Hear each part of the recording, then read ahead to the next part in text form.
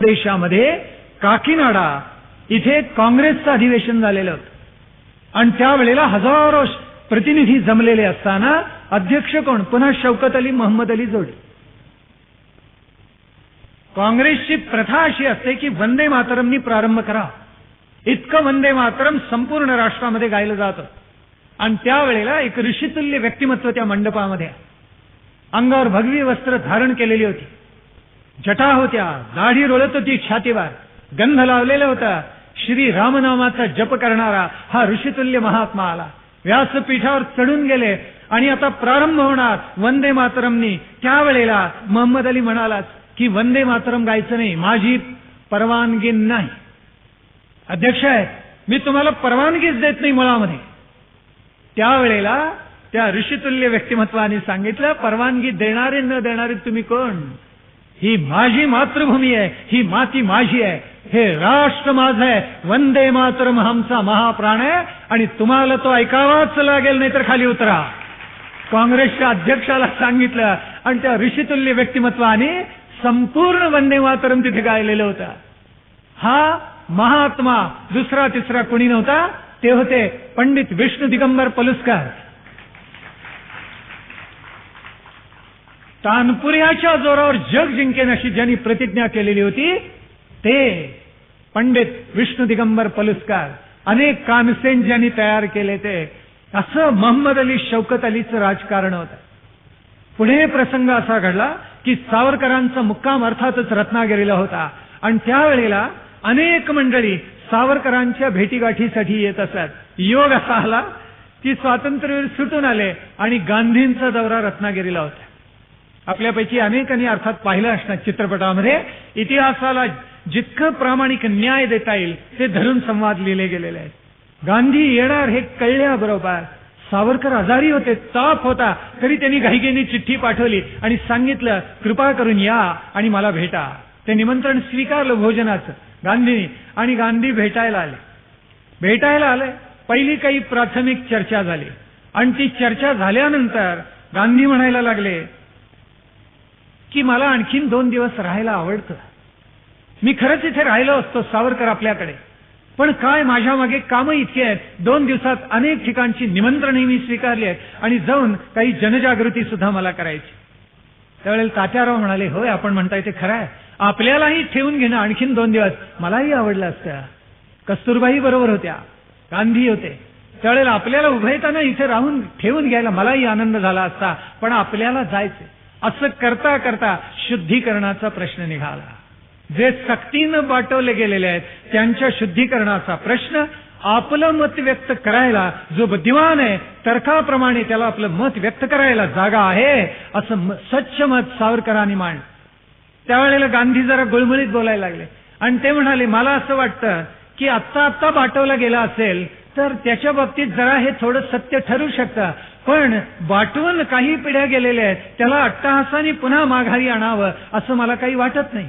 का असं सावरकरांनी विचारल्यावर गांधी म्हणाले की नसतं झंगट मागं लागतं.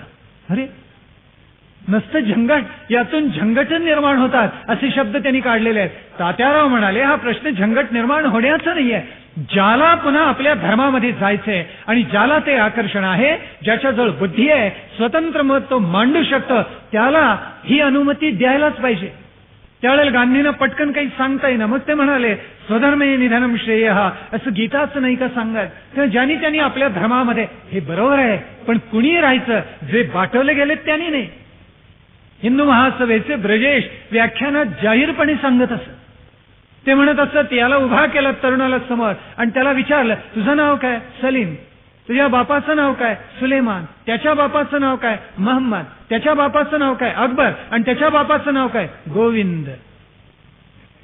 5 पिढ्यांच्या अगोदर तू बाटवला गेलास, पण तुला पुन्हा एकदा हिंदू धर्माची दारं खुली आहेत. मसुरेकरांनी जो प्रयोग केला अद्वितीय होता, तोड नाही त्याला, आणि सावरकरांचा त्याला पूर्ण पाठिंबा होता. विनायक महाराज मसुरेकरांनी जो प्रयोग केला तो क्रांतिकारी होता. अनंत लोकांना पुन्हा आपल्या धर्मामध्ये घेणं, त्यांना हिंदू धर्माचं नाव प्रदान करणं, रोटीबेटी व्यवहारासाठी इतरांना मत परिवर्तन त्यांचं घडवून आणणं, हे किती अवघड आहे आपल्या मनाशी आपण कल्पनाच करा. पण मसुरेकर महाराजांनी हे केलं तात्यारावांनी पुढे हा प्रयोग व्यापक प्रमाणावर केलेला होता. पण इथे गांधींच्या बरोबर अशी शब्दांची फैर झडत असताना स्वधर्मे निधनम श्रेय, मग तात्याराव म्हणाले, होय आपण म्हणता ते बरोबर आहे, गीतेमध्ये म्हटलेलं आहे, पण हिंदूंचा आणखीनही एक संदेश आहे, कृण्वन्तो विश्वम आर्यम. त्याचं काय, अवघ्यानं आर्य करून टाकायचं हिंदूंचं स्वप्न आहे. त्यावेळेला गांधी म्हणाले, काही बाबतीत आपली मतं पडतात, काही मतभेद आहेत, पण मला माझ्या मार्गाने जाऊ दे आणि मला माझा प्रयोग करू दे. त्यावेळी सावरकर म्हणाले, गांधीजी आपण आपला प्रयोग कराल, पण आपले अनुयायी अन्य माणसं मात्र हकनाक मरतील. इसाकच्या गोष्टीचं तात्पर्य गांधींच्या कानावर जणू त्यांनी घातलेलं होतं. तुमचा खेळ होतो मुलानं, पण बेडूक म्हणतात आमचा जीव जातो. हेच घडलं पुढे. तात्यारावांना भविष्यामध्ये काय घडते ते बरोबर दिसत होते. गांधी माघारी गेले आणि सावरकरांनी रत्नागिरीचा कायापालट करायला घेतला. सामाजिक क्रांतीचा ध्वज तात्यारावांनी तिथे उंच उभारून धरला. पहिल्यांदा तात्यांच्या असं लक्षात आलं, मुसलमान आहेत ते हिंदूंच्या सहिष्णुतेचा, सौम्य वागणुकीचा प्रचंड गैरफायदा घेतात. म्हणून काय करतात तर वाद्य वाजवू देत नाहीत मशिदीवरून. आणि तात्याराव ते नाशिकमध्ये आले आणि आल्याबरोबर एक प्रकार घडला. वाद्य वाजवत हिंदू मशिदीवरून गेले आणि थोडा दंगा झाला. मुसलमानांनी तक्रार केली जिल्हा दंडाधिकाऱ्याकडे, पोलीस अधिकाऱ्याकडे. तिथेही तक्रार गुदरली आणि सांगितलं की हे मशिदीवरून वाद्य वाजवत जातात. तात्यारावांनी सांगितलं की मुस्लिम राष्ट्रांमध्ये सुद्धा, तुर्कस्तानमध्ये सुद्धा मशिदीवरून वाद्य वाजत गेली तरी कोणीही त्याला आक्षेप घेत नाही, मग भारतामधले मुसलमान का घेतात? इतिहासाचा दाखला देऊन सावरकर बोलत होते. आणि त्यावेळेला त्या अधिकाऱ्याला, पोलीस अधिकाऱ्याला इतकं पटलं की त्यांनी मुसलमानांना सांगितलं, पुन्हा अशी तक्रार आणू नका. मशिदीवरून वाद्य वाजत गेली तर तुम्ही त्याला हरकत घेण्यात, आक्षेप घेण्याचं कारण नाही. हा मुसलमानांच्या विरुद्ध निकाल गेल्यानंतर ते इतके जळफळलेले, इतके चिडलेले. पण तात्यारावांनी केवळ धर्मद्वेष निर्माण केला असं नाही, एक नोंद केलेली आहे तिथे की इतकी चांगली माणसं तात्यारावांना मिळाली होती आणि त्यांच्या मनावर असं त्यांनी स्फुल्लिंगाची फुंकर घातलेली होती की स्वतः दसऱ्याला काही गोऱ्या ब्रिटिश माणसांना आणि मुसलमानांना सुद्धा सोनं द्यायला सावरकर जात असत. का? शक्यतो इथे झगडे व्हायला नकोत, आपल्याला इथे विधायक कार्य काही निर्माण करायचे म्हणून तात्याराव स्वतः जात असत. आपल्याला नवल वाटेल मनाशी, पण तिथे जो जातीवादाचा झेंडा होता तो पहिल्यांदा मोडून काढायला तात्यारावांनी प्रारंभ केला. पहिलं त्यांना फार अनुकूल माणसं भेटली. पहिले उजवे हात झालेले डॉक्टर शिंदे भेटले. त्या शिंदेचे चिरंजीव आज रत्नागिरीमध्ये आहे आणि त्यांच्याकडे अनेक आठवणी तात्यारावांच्या आहेत. पण शिंदे हे उजवे हात झाले आणि मग एक एक पलूकाका जोशी म्हणून होते, ते स्वातंत्र्यवीर सावरकर जे जे सांगतील ते लिहून घेत असतात, किंवा स्वातंत्र्यवीर सावरकरांच्या विचारांची हस्तलिखित तयार करायचं काम हे पलूकाका जोशी करत असतात. लिमयांच्या सारखी जाणकार मंडळी, अन्य वकील मंडळी ही सावरकरांच्या प्रवाहामध्ये आलेले होते. पटवर्धन मंडळी आलेली होती आणि पुढे सावरकरांचा मुक्काम 9 पटवर्धनांच्या घरी होता. हे अप्पासाहेब पटवर्धन गांधीजींचे अनुयायी होते, पण वर्तनात सगळा सावरकरांचा विचार डोकावत असे. गंमतच होती. त्यावेळेला आचार्य काका कालेलकरांनी सांगितलं, या सावरकराच्या नादी लागू नकोस बरं का, सावध राहा. तुझ्या घरी राहतोय, केव्हा त्याच्या विचारांनी तो तुला बाटवेल सांगता येत नाही, म्हणून तू जरा सावध राहा. स्वतः गांधींनी अप्पासाहेब पटवर्धनांना सांगितलेलं होतं, अरे याचे विचार फार खोलवर रुजलेले असतात बरं का, त्याला बळी पडशील, सावधान. स्वतः गांधींनी इशारा देऊन ठेवलेला होता. तरी पटवर्धनांनी फार प्रेमाने सावरकरांना तिथे ठेवून घेतलेलं होतं. सावरकर तिथे आनंदानं राहिले आणि पहिल्यांदा जातीय सलोखा निर्माण करायचा त्यांनी प्रयत्न केला. ते पुन्हा पुन्हा सांगत असत, अरे जाती जातीच्या तेढीमुळे आपल्या समाजाचं फार मोठं नुकसान झालंय. शहाण्यानो हिंदूनो जागे व्हा. मग त्यांनी काव्य रचलेलं होतं, तुम्ही आम्ही सकल बंधू बंधू हिंदू. तो आपला पिता कोण आहे? तो महादेव आपला पिता आहे, त्याला आपण सगळे जाऊन बंधू असं सावरकर सांगतात. आपण सकल बंधू आहोत, हिंदूंनी एकत्र यायला पाहिजे. 5 बोट असतात, त्या एका मुठीसारखं सामर्थ्य त्यातून निर्माण झालं पाहिजे. आणि म्हणून जातीय सलोखा निर्माण करायच्या प्रयोगाला प्रारंभ तात्यारावांनी रत्नागिरीमध्ये केला. सगळीच माणसं अनुकूल होती असं नाही. जे सनातनी होते त्यांचा आणि तात्यारावांचा झगडा सुरू झाला. मंदिर मुक्त व्हावीत, अस्पृश्यांना आत प्रवेश मिळावा म्हणून तात्यारावांनी झगडा करायला प्रारंभ केला. त्यांना काही मंडळी आपण म्हटलं तसं अनुकूल आणि काही प्रतिकूल होते. ज्यांना हे विचार पटले ते तात्यारावांच्या प्रवाहात आले, ज्यांना विचार पटले नाहीत ते त्यांना विरोध करत राहिले. 1925 पासून या चळवळीला प्रारंभ झाला आणि तात्याराव म्हणाले, कसंही करा पण तुम्ही या हे सगळे हिंदू आहेत, त्यांना आज जाण्याची अनुमती द्या, त्यांना त्या देवाचं दर्शन घेता यावं अशी अनुमती द्या. कळकळीनं सांगत असत. आणि तात्याराव एक फार महत्वाचा विचार सांगत असत. ते म्हणत असत, अरे तुम्ही घरामध्ये कुत्री बाळगता, मांजरं बाळगता आणि त्यांच्यावर प्रेम करता, त्यांना चांगलं खायला घालता, त्यांना स्नान घालता, खायला देता त्यांना चांगलं, पण आपले हे बांधव बघा पददलित यांची अवस्था काय झाली.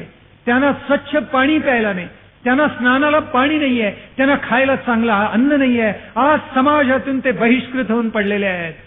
तुम्ही हिंदू धर्माचा गौरव एकीकडे सांगता आणि दुसऱ्या बाजूला ख्रिश्चन तुमच्या जोडीला बसला तर तुम्ही त्याच्या विरुद्ध आवाज उठवत नाही. एका बाजूला मुसलमान बसला तर तुम्ही त्याच्या विरुद्ध आवाज उठवत नाही. पण आपल्याच भावंडांना पायाखाली कशाला चिरडता आहात. यातलाच एखादा बाटला आणि ख्रिश्चन झाला मग तो तुमच्या पंक्तीला बसला तरी चालतो. अरे आपली अशी कबाड उघडू नका, दार उघडू नका आणि आपल्या धर्मातून माणसं बाहेर जातील असं पाप तुम्ही कदापि करू नका. कळकळीनं सांगतायत, पुन्हा पुन्हा सांगतायत. अनेक माणसं एकत्र येत होती पण समाजावर त्याचा जितका प्रभाव पडायला पाहिजे तेवढा पडत नव्हता.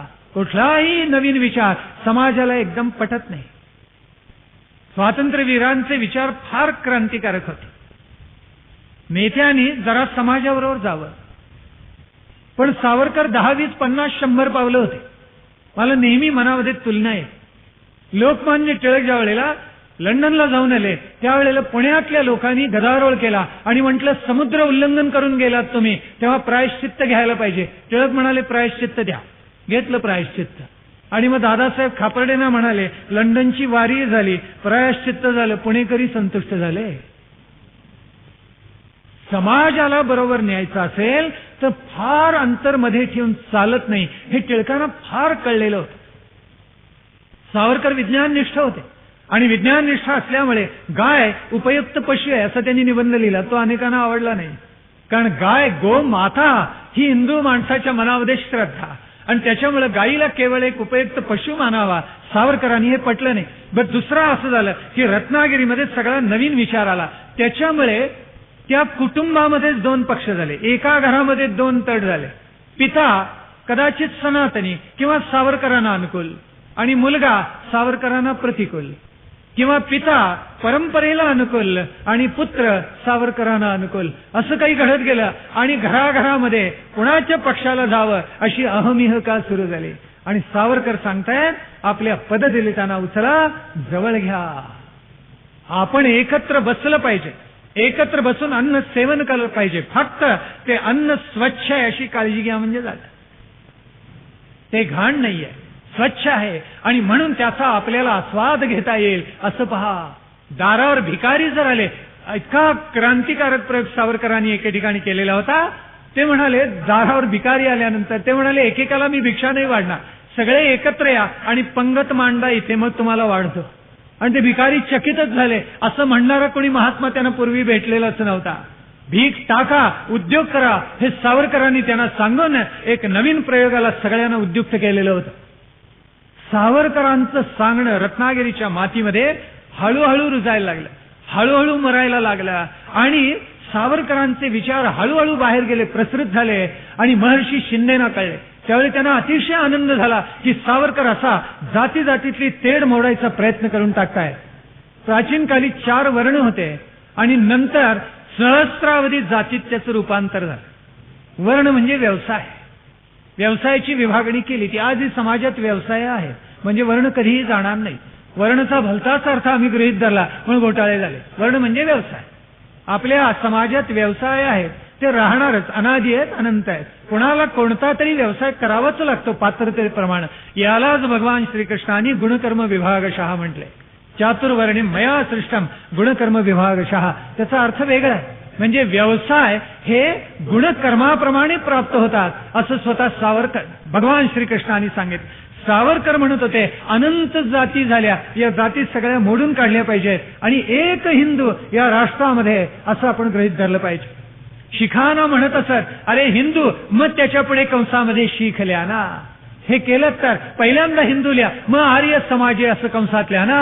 हिंदू धर्मापासून फुटून बाजूला जाऊ नका असं आग्रहाने तात्याराव लिहित असत. एखादं चरित्र ऐकणं वेगळं आणि ते आचरण वेगळं. शिवाजी महाराजांचं चरित्र ऐकताना रोमांच येतात, पण त्यांनी जो क्रांतिकारक प्रयोग केला तो धारण करणं अवघड आहे. बजाजी नाईक निंबाळकरांना मुस्लिम झाले ते पुन्हा हिंदू करून घेतलं. नेताजी पालकर जो सरसेनापती मोगलांना जाऊन मिळालेला होता, मिर्झा कुली खान झालेला होता, 7-7.5 वर्ष मोगलांच्या छावणीमध्ये राहिलेला होता, त्या नेताजी पालकरला शुद्ध करून घेतला. नुसता शुद्ध करून घेतला असं नव्हे, शिवाजी महाराजांनी त्याला व्याही केला. तुम्ही आम्ही करू का? याला फार धाडस लागतं आणि धाडसी काळीज लागतं. लक्षात ठेवा, इतकं सोपं नाही आहे. हे विचार समजावून घेणं प्रगल्भ एका दृष्टीनं थोडा अवघड आहे, पण ते विचार प्रत्यक्ष आचरणात उतरवणं हे महाकठीण आहे. 1929 पर्यंत झगडा हा असाच चाललेला होता. महर्षी शिंदे येऊन गेले. आंबेडकरांना या चळवळीचा सुगावा लागलेला होता आणि त्यांना धन्यता वाटत होती की खरोखर अशा जाती जमातीची तेढ मोडली गेली आणि सगळी माणसं एकत्र आली तर काय छान होईल. अजून ते घडलेलं नाही आणि घडणं फार अवघड आहे. एका दृष्टी सगळे हिंदू आहे. तात्यारावांनी मात्र सगळ्यांना सावधानतेचा इशारा दिला होता. मध्यंतरी असं घडून गेलं की पतित पावन मंदिराची निर्मिती झाली. भागोजी कीर हे स्वातंत्र्यवीरांचे कट्टर पुरस्कर्ते होते. त्यांनी पतित पावन मंदिर बांधलं आणि पतित पावन मंदिरामध्ये सगळ्यांना मुक्त प्रवेश ठेवला. स्पृश्य असो अस्पृश्य असो कुणी कुणाला विचारायचं नाही की तू कोणत्या जातीचा आहेस. सगळे आले आणि मुक्त प्रवेश. सगळ्यांना त्या भगवंताचं दर्शन घ्यायला मिळालं. आश्चर्य म्हणजे स्वतः शंकराचार्य त्यावेळेला उपस्थित होते आणि त्यांच्या उपस्थितीमध्ये या पतित पावन मंदिरामध्ये सगळ्यांना प्रवेश देण्याचा कार्यक्रम घडवून आणण्यात आलेला होता. पुढे मात्र असं घडत गेलं की तात्यारावांच्या विचारांचा गाभा न कळलेले काही अस्पृश्य असं म्हणायला लागले की आमच्या घरी ब्राह्मणांच्या मुली यायला पाहिजे. त्यावेळेला तात्यारावांनी त्या सगळ्यांची खरपूस हजेरी घेतली आणि तात्याराव म्हणाले असं दुष्ट भावनेनं दुष्ट वृत्तीनं तुम्ही जर करायला लागला तर ते सरासर सर्वांवर अन्याय होणार आहे. त्या मुलीवर सुद्धा त्याच्यात पराकोटीचा अन्याय असेल. असं एखादं अपवादात्मक उदाहरण घडतं नाही असं नाही, पण ज्यानी त्यांनी आपण जिथे आहोत तिथून एक पायरी उंच जायचा प्रयत्न केला पाहिजे. असा अट्टहास कोणत्याही प्रकारे तुम्ही आम्ही करता कामा नये याची जाणीव सावरकरांनी अस्पृश्य तरुणांना त्या कालखंडामध्ये 1930च्या आसपास करून दिली. म्हणजे त्यांचे विचार किती प्रगल्भ असले पाहिजेत आपण मनाशी कल्पना करा. अत्यंत प्रगल्भ असे विचार घेऊन हा महात्मा पुढे जात होता आणि पुढे खरोखर रोटीबंदी तुटली. माणसं एकत्र सगळी बसायला लागली. सगळ्यांना त्यांचे विचार पटले आणि त्याच्या अगोदर 1925 साली आणखी एक लोकोत्तर व्यक्तिमत्व हे सावरकरांना भेटायला आलेलं होतं आणि ते म्हणजे डॉक्टर हेडगेवार, ज्यांनी राष्ट्रीय स्वयंसेवक संघ निर्माण केला. ते डॉक्टर हेडगेवार तात्यारावांना भेटायला आले. दोघांची भेट झाली आणि हा तरुण अतिशय उदात्त विचार आपल्या मनामध्ये धारण करून आलेला आहे हे तात्यारावांनी जाणलं, मार्गदर्शनही केलं. अखिल हिंदू एकत्र मिळवून सोडा असा आदेश सुद्धा त्यांना दिला आणि हेडगेवारांनी एक अलौकिक संघटना निर्माण केली. ज्या ज्या वेळेला राष्ट्रीय स्वयंसेवक संघाची प्रांतिक शिबिर होता त्यावेळेला आपल्याला नवल वाटेल 30-30, 40-40, 50,000 स्वयंसेवक एकत्र येतात. एका तंबूमध्ये राहतात, एका ताटात जेवतात. कुणी कुणाला विचारत नाही तू कोणत्या जातीचा आहेस. न बोलता हेडगेवारांनी हे जे सूत्र दिलं आपल्या समाजाला केवळ अलौकिक आहे. 50,000 स्वयंसेवक सहस्त्र इतके एकत्र बसतात, उठतात, एकत्र नांदतात. जेवढा म्हणून त्या शिबिराचा कालखंड आहे त्याच्यामध्ये नांदतात. हे एका दिवसात घडलेलं नाहीये. याला केवढी पुण्याई असली पाहिजे. हेडगे वारांची, गोळवलकर गुरुजींची, बाळासाहेब देवरसांची, अनेक जे म्हणून थोर महात्मे ज्यांनी आपला सगळा विचार आणि देह चंदनासारखा झिजवला आणि या देशामध्ये एकीचा मंत्र जपला, त्या सगळ्यांची ही पुण्याई आहे. हेडगेवारांनी हे लोकोत्तर कार्य करून दाखवलं. आणि त्यावेळेला तात्याराव सुद्धा हा प्रयोग अतिशय नेटानं करत होते. रोटीबंदी एका दृष्टीनं तोडली आणि सगळ्यांना एकत्र बसवून त्यांनी भोजन केलेलं होतं. पुढे शंकराचार्य आले आणि त्यांना एका महाराणी हार घातलेला होता. आणि तो हार घातल्यानंतर इतका आनंद झाला तात्यारावांना आणि शंकराचार्यांनी तो हार स्वीकारला. हे लक्षात घेण्यासारखं आहे. इतिहासामधले संदर्भ लक्षात घ्यावे लागतात. ते न घेता माणसं विपर्यस्त लिहितात, विपर्यस्त सांगतात. परवा एक लेख प्रकाशित झालेला होता आणि त्यात लिहिलेलं होतं की कसा हिंदू विवेकानंदांना अपेक्षा धादांत खोटं लिहिलेलं होतं. अभ्यास तर नसावा पण अभ्यास असून सुद्धा विकृत लिहिलेला असा. धादांत खोट आहे. नेटका अभ्यास करावा आणि मग ते प्रगट करावं. महात्मा फुलेंच्या संदर्भात लिहिलं जातं, पण महात्मा फुलेंना शाळा सुरू करा, ती माझ्या वाड्यात सुरू करा म्हणून आपला वाडा दिलेला. पहिला त्यांचा अनुयायी कोण असेल तर ब्राह्मण होता. हे किती जण सांगतात? हे सांगायला पाहिजे म्हणजे जाती जातीतली तेढ कमी होईल ना. आमचे सगळे हिंदू जेवढ्या जाती आहेत एकत्र आल्या पाहिजे. दुर्दैवाने ते घडत नाही. परवा तर कुणीतरी विधान करून सांगितलं शिवाजी महाराजांना भटशाहीतून सोडवा. अरे याच्यासारखा दुसरा विकृत विचार कोणता असेल मला सांगा. शिवाजी महाराजांना भटशाहीतून सोडवा म्हणजे काय? शिवाजी महाराज गुणवत्तेला प्राधान्य देत असत. कुणालाही जवळ केलेलं नव्हतं. बाजीप्रभू देशपांडे, मुरारबाजी देशपांडे नररत्न उचललेली आहेत. मग मुरारबाजी देशपांडे किल्लेदार नव्हते पुरंदरचे. एक महार किल्लेदार होता आणि त्याच्या हाताखाली मुरारबाजीनं काम करायला लागत होतं. शिवाजी महाराजांनी कशी निवडलेली होती माणसं. पण अष्टप्रधान मंडळात 7 ब्राह्मण होते आणि फक्त सरसेनापती क्षत्रिय मराठा होता. शिवाजी महाराजांनी गुणवत्ता पाहिल्याशिवाय काही माणसं उचलली. माणसं इतिहासातले संदर्भ लक्षातच घेत काय वाटेल ते लिहून टाकतात. मनाला इतकं नवल वाटतं. अशा म्हणण्यानं, अशा सांगण्यानं कोवळ्या मनावर किती विपरीत परिणाम होईल. त्यांच्या मनामध्ये किती तेढ निर्माण होईल. अवघा हिंदू एक असला पाहिजे आणि त्याच्या एकजुटीचं सामर्थ्य जगाला दिसलं पाहिजे. का दिसत नाही? इतकी माणसं काश्मीरमध्ये मारली जातात, का त्याचा प्रतिशोध घेतला जात नाही? कशी मारली जातात, का म्हणून मारली जातात? आणि आम्ही कबुतर उडवणार, इकडून निषेध, आम्ही तुमचा तीव्र निषेध करतो. इथे 30 आपले लोक मारले जातात. आजपर्यंत सरकारी आकडे हजारो माणसं मारली. किती मारली गेली असतील? सरकारी आकडे कदाचित सगळे प्रामाणिक नसतील. किती मारले गेलेले असतील? हिंदूंना एका मुठीसारखं एकत्र यायला पाहिजे, एकजूट व्हायला पाहिजे, जातींची तेढ संपायला पाहिजे. हे कोण करणार? हे तुम्ही आम्ही सगळ्यांनी करायला नको? तुम्ही आम्ही सगळ्यांनी एकत्र यायला नको? हे करायला पाहिजे. शहाण्या माणसांनी करायला पाहिजे. म्हणून हिंदूंना फार शहाणं व्हायला पाहिजे, एकत्र यायला पाहिजे. आणि म्हणून रोटीबंदी सावरकरांनी ज्या वेळेला तोडली त्यावेळेस सगळ्या माणसांनी एका पंक्तीला बसावं आणि हे करावं, घडवावं याची प्रेरणा स्वातंत्र्यवीरांनी तरुणांना दिलेली होती. हे सगळं त्या ठिकाणी घडत होतं. आंबेडकर कधी येऊ शकले नाही, पण आंबेडकरांच्या मनात दुसराच विचार आला. सावरकरांनी ज्या वेळेला रोटीबंदी तोडली आणि सगळ्यांना एकत्र आणायचा, जातीवाद मोडून तोडून काढायचा प्रयोग चालवलेला होता, त्यावेळेला इतफार आम्ही हिंदू धर्मामध्ये मरणार नाही आणि दुसऱ्या धर्माला आम्ही आलिंगन देऊ अशी घोषणा 39 साली पहिल्यांदा डॉक्टर आंबेडकरांनी केली. एकदम कुणीतरी हिंदू धर्माच्या पाठीत खंजीर खुपसल्यासारखं झालं की अरे तुम्ही हे का केलं? एवढा प्रयोग चाललेला. महर्षी शिंदेकर म्हणालेले होते सावरकरांचं व्यक्तिमत्व बहुआयामी आहे म्हणून त्यांच्या डोळ्यासमोर नानाविध प्रकारचं कार्य आहे. ते जर नसतं आणि केवळ सामाजिक क्रांतीचं म्हणजे जातीय तेढ मोडून काढायचं काम त्यांनी हातात घेतलं असतं तर 5 वर्षात या देशामध्ये एकच जात राहिली असती, हिंदू. हे महर्षी शिंदेनी फार गौरवानं उद्गार काढलेले आहेत, स्वातंत्र्यवीरांच्या बद्दल काढलेले आहेत. आणि स्वातंत्र्यवीर सगळ्या तरुणांना चेतना आणि प्रेरणा देत होते. तिथे बसून सुद्धा राष्ट्र हलवायचा प्रयोग चाललेला होता आणि ब्रिटिश सरकार इतकं जळफळलं, इतकं संतापलेलं होतं, इतकं चिडलेलं होतं की सावरकरांना त्यांनी एक पत्र पाठवलं. त्या पत्रामध्ये धमकी दिलेली होती, सावरकर तुम्ही जाणता अजाणता प्रत्यक्ष पुन्हा स्वातंत्र्य लढ्याला पाठिंबा देत आहात, तेव्हा आता या पत्रान्वये आम्ही तुम्हाला कळवतो आहोत की तुमची अजून 37-38 वर्षांची काळ्या पाण्याची शिक्षा उरली आहे.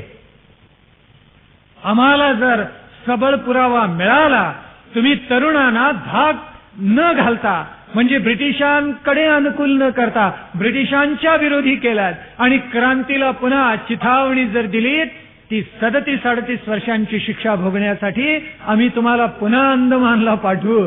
ही ब्रिटिशांनी पुन्हा एकदा सूचना दिलेली आहे स्वातंत्र्यवीरांना, पण त्याला धाक न घालता स्वातंत्र्यवीरांनी आपलं कार्य पुढे चालू ठेवलं. गाडगे महाराजांच्यावर आंबेडकरांची अलौकिक श्रद्धा होती आणि ते गाडगे बाबांना भेटायला गेले आणि म्हणाले, बाबा मी आता या हिंदू धर्मातून बाहेर पडणार, जातीयतेची तेढ मला काही मोडून काढता येत नाही, मी काय करू सांगा, मी तुमचा आशीर्वाद घ्यायला आलोय.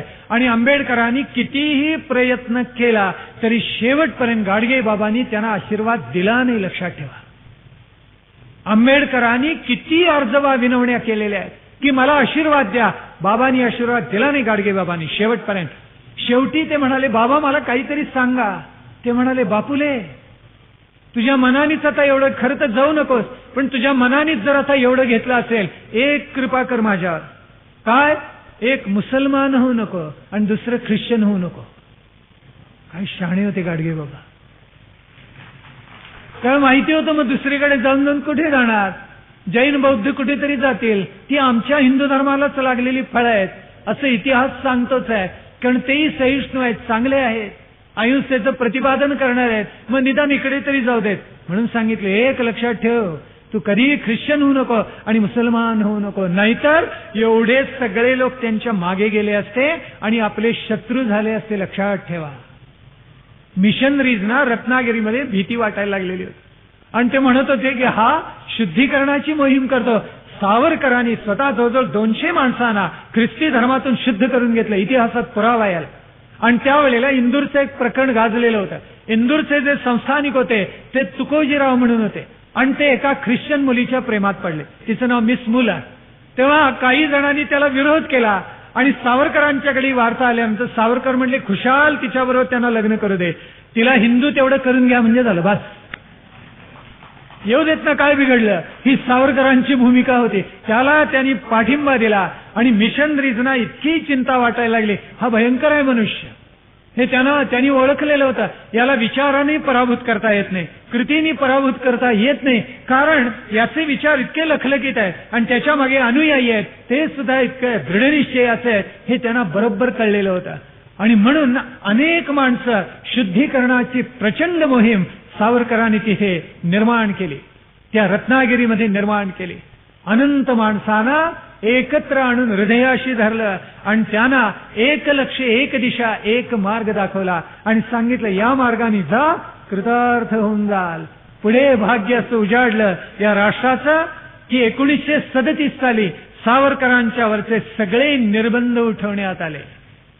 13 वर्ष सावरकरांच्यावर जो प्रचंड निर्बंध होता 24 नंतरचा, तो पूर्णतः उठवण्यात आला. अगोदर 14 वर्षाचा तुरुंगवास, पुढे 13 वर्ष निर्बंधवास, 27 वर्ष सगळं भोगल्यानंतर सावरकरांची त्याच्यातून मुक्तता करण्यात आली. ती केल्यानंतर अवघ्या राष्ट्राला केवढा आनंद झाला असेल पहा. कारण रत्नागिरीमध्ये सावरकर ज्या वेळेला आले, मुक्काम पडला, त्यांना निर्बंधात टाकलं, त्यानंतर 2 आठवड्यात सावरकरांनी हिंदू महासभेची स्थापना केली. हिंदू महासभा रत्नागिरीमध्ये निर्माण झालेली होती आणि भविष्यात ती काही संस्था लोकोत्तर कार्य करून दाखवणार होती. राष्ट्रभक्ती अवघ्या हिंदू मानवाच्या मनामध्ये पुन्हा पुन्हा पुन्हा पुन्हा आपल्या कृतीनं सावरकरांनी ओतली आणि सांगितलं, एक व्हा, अद्वैताचा अनुभव घ्या, एकत्र या आणि बलाढ्य हिंदू राष्ट्र निर्माण करा. सावरकरांनी तुरुंगात सुटू नये आणि त्यांच्यावरचे निर्बंध उठू नयेत म्हणून सर्वाधिक प्रयत्न कुणी केला? हयात खान. त्यांना फार वाईट वाटलं की हे मुक्त होत आहेत आणि सुटून जात आहेत. जे जे आपल्या धर्मातून परधर्मात जात होते त्यांना सावरकर सांगत होते, वेड्यानं दक्षिणेकडे दक्षिण भारतात काय घडते बघा, तिथे स्पृश्य ख्रिश्चन आणि अस्पृश्य ख्रिश्चन यांच्यात झगडा चाललेला आहे. तेव्हा स्वधर्मे निधनम श्रेय हे खरंच आहे. परधर्मो भयावहा, जाऊ नका. आपल्या धर्मामध्ये काही दोष असतील तर ते बाजूला काढूया आणि आपण पुन्हा एकदा या नवीन राष्ट्राची निर्मिती करूया. असंख्य तरुण भारावले गेले, असंख्य नागरिक भारावले गेले आणि 37 नंतर सावरकरांच्या चरित्रामध्ये आता एक नवीन अध्याय निर्माण होणार होता. पण तत्पूर्वी सावरकरांनी जणू काही राष्ट्रभक्तीचा कोशच अवघ्या भारतीय नागरिकांना दिलेला होता. आज सामाजिक क्रांतीचा जो विचार आपण आपल्या हृदयामध्ये भरून घेतला, त्यातून निर्बंध उठल्यानंतर आता सावरकरांनी आपल्या प्रतिस्पर्ध्यांवर घणाघाती हल्ला कसा चढवला आणि गांधींपासून क्रिप्सपर्यंत सगळ्यांना पराभूत करून कसं सोडलं आणि राजकारणामध्ये ध्रुवताऱ्यासारखं आपलं आढळ स्थान कसं निर्माण केलं, हा दैदिप्यमान इतिहास उद्याच्या प्रवचनामध्ये पाहूया. आज जे ऐकलं श्रद्धेनं हृदयामध्ये साठवूया, त्याचं चिंतन मनन करूया, वंदे मातरम गाऊया आणि मग आज काही काल विरमूया.